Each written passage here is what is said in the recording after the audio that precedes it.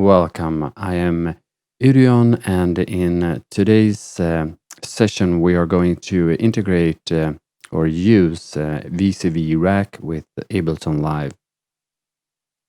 It's a three-step process to get VCV working with Ableton Live, and the first is we need to create a virtual MIDI device which will send MIDI from Ableton Live to VCV Rack.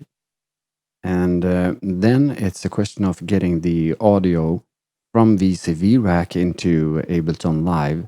And we're using a bridge, it's called, which is kind of like a fake audio device, you can think of it.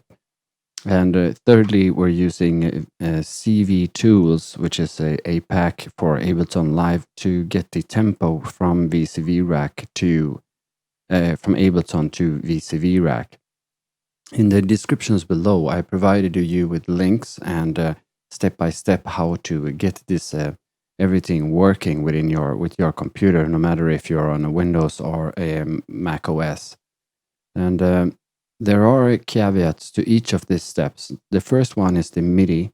And basically in Windows, you install the software that I've provided. It's called Loopy Internal MIDI.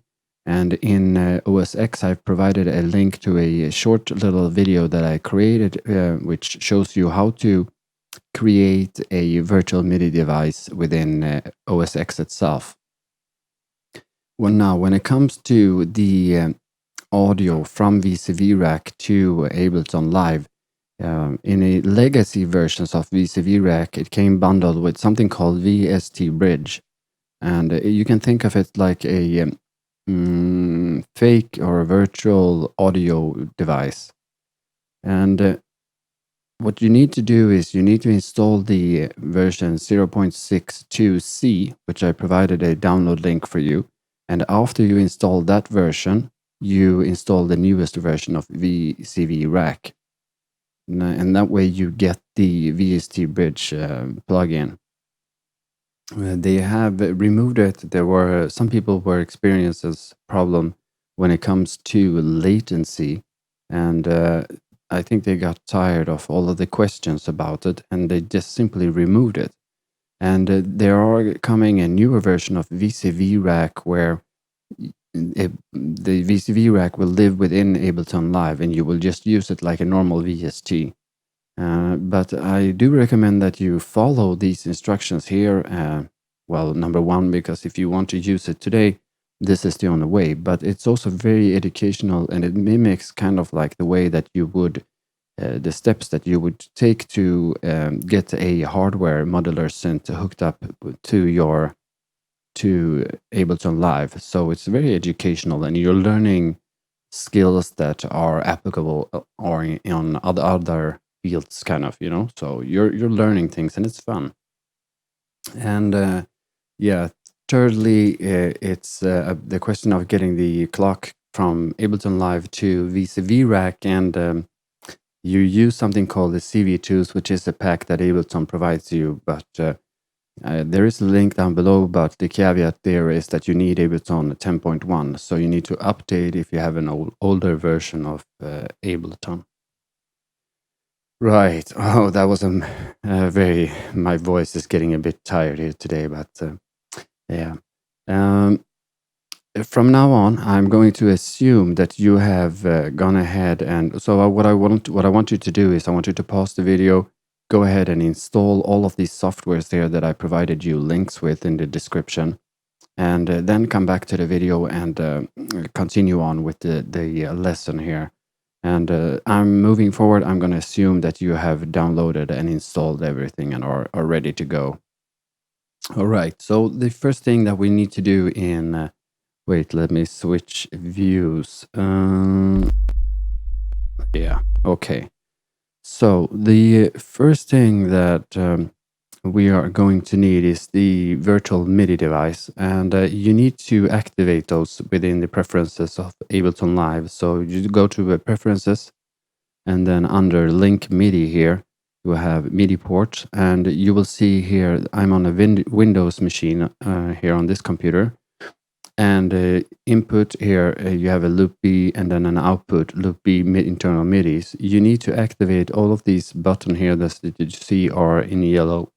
There's a track and a remote, so all of these need to be activated for you to see them in the next step that we're going to do here, and I'll show you.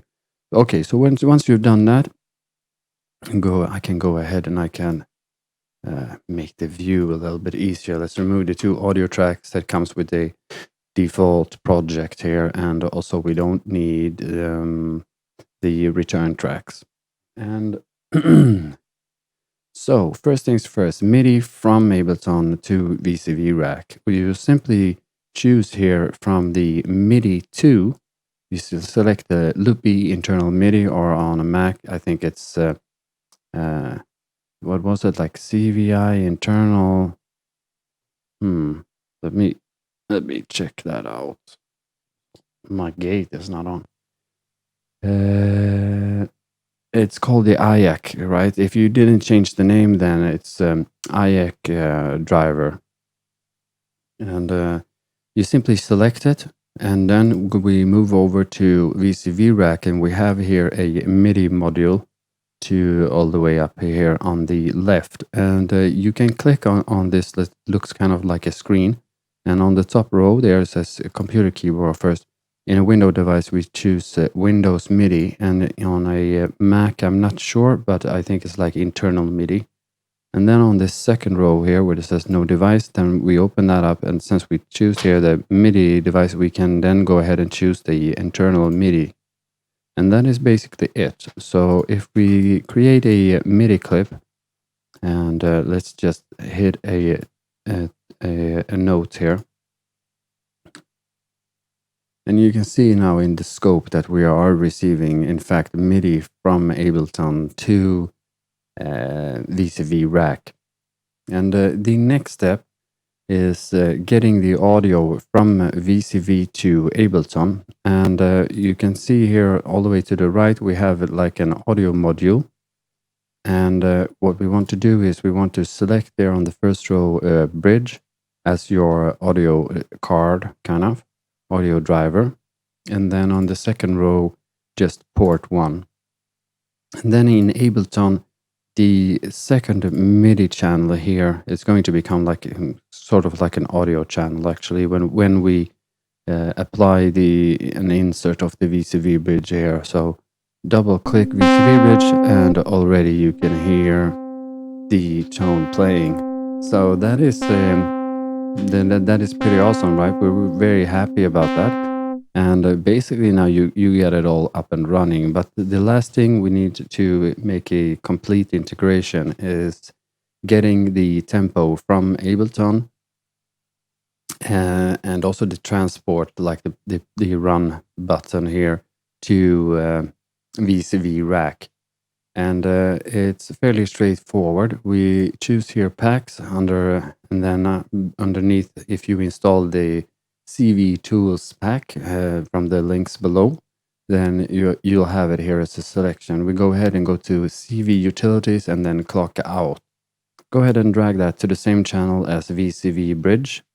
And under clock here, we have the drop down. You choose the bridge, the fake audio device, and we choose outputs 5 and 6, which will put the clock on output number 5. So you see here in the audio module, we have here 1, 2, 3, 4, 5. That's what we are selecting here. And you could probably choose whatever you want there. And then what we have transport here is same thing. Use the device, and obviously we can't put it on 5 and 6. We need another pair of outputs. Sorry, I don't know what's up with my throat this evening, but that's life. Anyway, so in order to demonstrate, we could simply, if I push play here, take down the volume. If we just drag the output 5 to the mixer here, for example, you can see that we are sending like a virtual current here, or voltage. and it's sending it in the tempo. If I drag it slower or faster, you can see that that it goes down the tempo, the beats per minute here. And in order to really demonstrate it, I have a module called Clocked. I have downloaded it from the modules here, and you have here a library. You can install a big library of different modules, and one of them is Imprompt here. He makes, if you subscribe to him, you get this one here that it's the Clocked module. And we can hook up instead here to the beats per minute and then choose mode 4, and we're going to see our tempo. So it's 20, and maybe it's a bit slow for it. So 34, 34, 65, and it's going to take a little while for it to get it, but after a while 65. And then on the channel output 7 here, we push that to run. Then every time I click run here on Ableton, you're going to see that we're sending a signal. So, and I do believe that we could even, but if I remove the,